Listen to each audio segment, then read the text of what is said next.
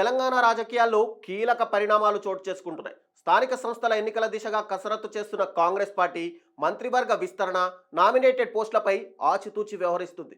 ఈ నెలాఖరులో Telangana assembly budget సమావేశాలు ప్రారంభం కానుండడంతో పార్టీలో సీనియర్లకు తగిన ప్రాధాన్యతపైన రాహుల్ గాంధీ ఇప్పటికే సీఎం రేవంత్ రెడ్డికి స్పష్టత ఇచ్చినట్టు తెలుస్తోంది.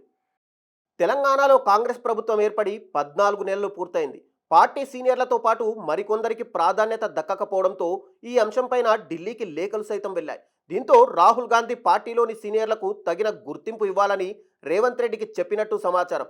ఈ క్రమంలో పార్టీ సీనియర్ నేత హనుమంతరావుకు కీలక పదవి దక్కే అవకాశం కనిపిస్తుంది.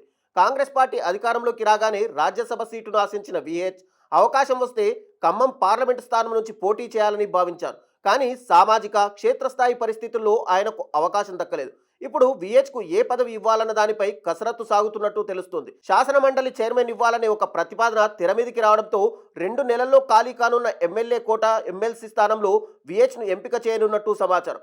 గతంలోనే విహెచ్కు బీసీ కమిషన్ చైర్మన్ ఇవ్వాలని రేవంత్ భావించగా అందుకు విహెచ్ అంగీకరించలేదు. ఇప్పుడు అసెంబ్లీ స్పీకర్గా ఎస్సీ వర్గానికి చెందిన ప్రసాద్ కుమార్ ఉండగా మండలి చైర్మన్ పదవి విహెచ్కు ఇవ్వాలనే నిర్ణయం తీసుకున్నట్టుగా తెలుస్తుంది. ఈ అంశంపై ఇప్పటికే ఢిల్లీ అధిష్టానం స్పష్టత ఇచ్చినట్టు తెలుస్తుంది.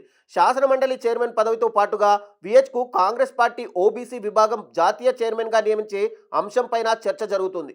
తెలంగాణలో కులగణన తర్వాత కాంగ్రెస్ పార్టీ నేతలు బీసీలకు ప్రాధాన్యత ఇచ్చే విధంగా కసరత్తు చేస్తున్నారు. అందులో భాగంగా పార్టీకి తొలి నుంచి అంకిత భావంతో పనిచేస్తున్న బీసీ నేతలకు పదవులు ఇవ్వాలని తాజాగా ఢిల్లీలో జరిగిన సమావేశంలో నిర్ణయం తీసుకున్నారు. ఈ నేపథ్యంలో విఎస్తో పాటుగా పార్టీలో పలు కీలక పదవులను బీసీ నేతలకు ఖరారు చేసే అవకాశం కనిపిస్తుంది. పీసీసీ చీఫ్ పదవి సైతం బీసీ వర్గానికి కేటాయించిన అధినాయకత్వం త్వరలోనే కీలక నిర్ణయాలు ప్రకటించేందుకు సిద్ధమవుతోంది.